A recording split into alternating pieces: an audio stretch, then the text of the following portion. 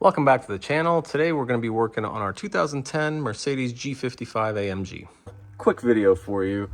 We're working on replacing all the speakers in this 2010 G-Wagon. I'm sitting in the cargo area. There's the front. My son's over there.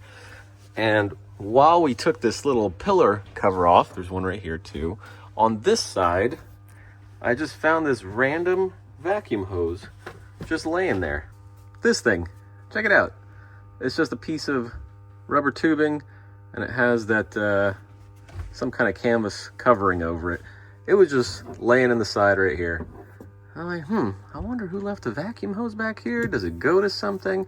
And I posted on the wonderful G-Wagon DIY Facebook group, and I got a whole bunch of awesome, helpful responses. I know a lot about cars mechanicals, but I don't know much about like sunroofs and things like that. And apparently, this right here is the sunroof motor. I don't know how this mechanism works, but why would a sunroof motor be back here if the sunroof is up there? Well, apparently that's how it works. And this sleeve, this rubber tubing, is part of that assembly, and apparently it had fallen off. Let me show you what it actually does. It goes over, let me see if we can zoom here. Can we zoom or focus? So it goes over this sleeve right here, not this, but this.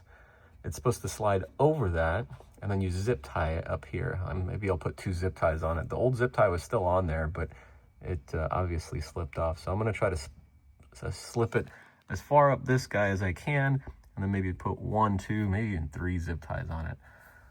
Then I guess you're supposed to curl it back there. And let me show you why. My son's in the front. He's going to hit the button to open the sunroof and see what happens. Okay, stop. That's what happens.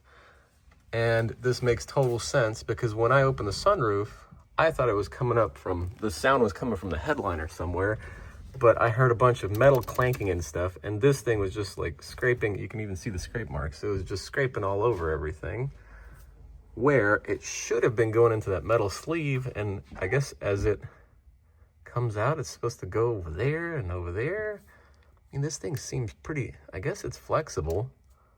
So let's get it on there. I'm gonna put a little bit of lubricant, both on the inside of this, on the outside of that, because it's a pretty tight fit. Then we'll slip it on and we'll get some zip ties on it. Here we go.